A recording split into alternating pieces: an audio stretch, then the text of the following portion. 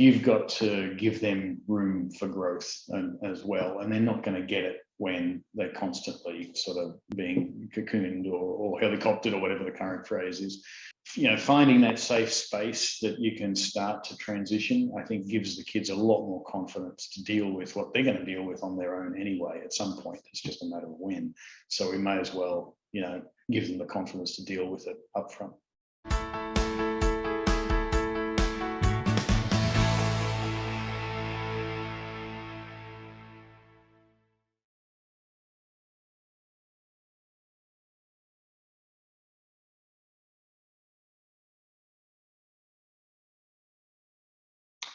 I think the most unique thing about the international language camps is this bilingual nature, and it's relatively small, and they run it in a hotel in Megève. And my daughter, when she first went there, she was 7 years old and ended up sharing a room. She spoke a little bit of French, but mostly English. And she shared a room with a girl from Paris who only spoke French, and another girl from Italy who only spoke English and Italian. And the net result is they all found a way to converse, and it really sort of lifted the language skills. And I like the way the camp kind of does this comparison, or sort of work in the morning, teaching in the morning at the schools, teaching language in both directions, English and French primarily. But also in the afternoons, they just get out and have fun, right? And they do rafting and wakeboarding and all the kind of stuff you can do in the French Alps in summer, which is really cool. One of the highlights of the camp for me is actually the town, Megève. Megève in France is a sort of a ritzy ski resort town, but as people might know, in summertime, the French Alps are far more fun than in wintertime. Wintertime is just skiing and snow, but in summertime you can do everything. And there's everything right around. And I remember my daughter saying she was doing as the summer luge, which is, there's this sort of half pipe all the way down the mountain. And my wife was in horror to discover that she was sliding down the mountain on a luge, but everything was there. And so as a result, they could have an incredibly mixed bag of activities that in most cases the kids have never done before. And here in New York, you wouldn't even think about doing. Another example is, hiking with mountain dogs, which really twice the size of the kids, right? And that's just something you would never conceive of. So the unique aspects, I think, are the town and what the town then brings to the camp director's ability to find new and unique things for the kids to actually do. Another point I'd make too is just that, and this was pre-COVID, but pre-COVID they had a pretty wide selection of nationalities.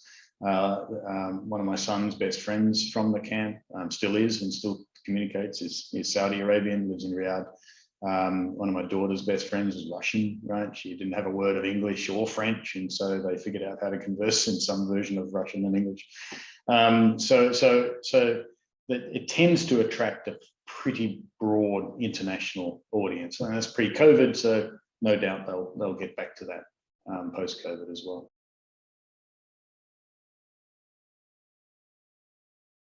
The night before, she didn't say a word for an hour. We had dinner. In fact, we're dropping off my sons, or in Barcelona somewhere. We still had to get up to Geneva and all that kind of stuff. And but then we got there, and the then camp director, Tina Munnings, was incredibly warm and welcoming. And then the friend from Paris turned up at the same time, and they just got chatting, and they started talking and in a little bit, in French. And then my daughter looked at me and said, "It's okay, you can go now." So we were good at that point, right? And I think just the fact that the hotel they ran it in was a typical kind of French Alps hotel, all wood paneling and sort of fireplace and all that kind of stuff. And you sort of, as a parent, you're leaving away as a 7-year-old girl and then flying to a different continent. But it was quite clear to me that they had this, and she was perfectly safe in their hands. So that was great.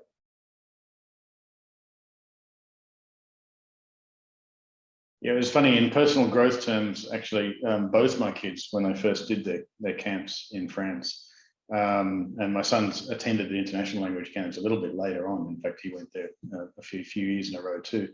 They started dreaming in French, which was quite funny. I've never actually sort of seen that before, and that's when you know they become genuinely bilingual.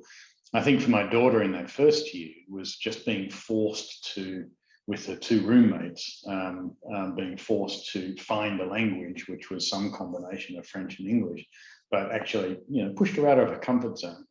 And since then, she in particular has done 2 or 3, I've forgotten now, outward bound courses. Her last one was 2 weeks sailing on an open boat in the North Atlantic with 10 other kids on an open boat in the rain and wind and everything else. And she was the youngest in that group by a long way, but she had the confidence and the wherewithal to be able to handle the conditions and actually help the other kids.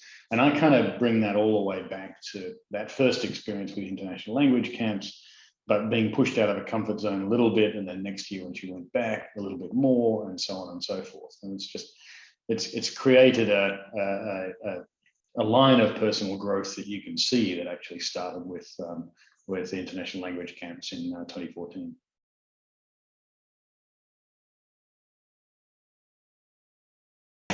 Overcoming hesitancy for a parent. It's an interesting question because that is an issue between myself and my wife, right?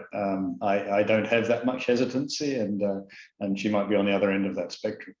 I think there's a couple of things to think about. First, and just in terms of the environment, the Majev environment is a lovely village, it's a lovely town. There's zero crime, everyone knows each other who lives and works there. It's it's a very safe place to put your kids. And then the camp itself is, as I said, in a hotel, everyone's being looked after all the time.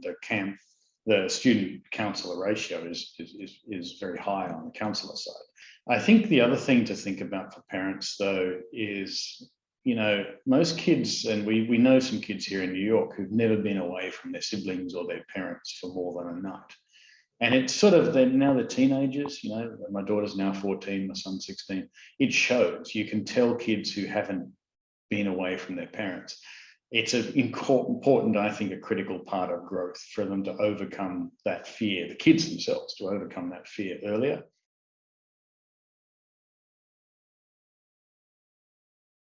I'm very pro sending kids to camps, particularly the ones that are smaller. I just like the fact that a smaller camp gives the kids a lot more scope to interact and be an individual, not just a large group, I'm part of a large group. I'm also very pro education, particularly language education, and forcing someone from Russia who speaks Russian into a group full of kids that only speak a different language. They're going to figure it out relatively soon. And they'll communicate relatively soon. And how they do it is just expanding a part of their brain that would otherwise never get to do if they stayed in their own country. So I'm a big fan of these kind of camps, and a big fan of the language component as well.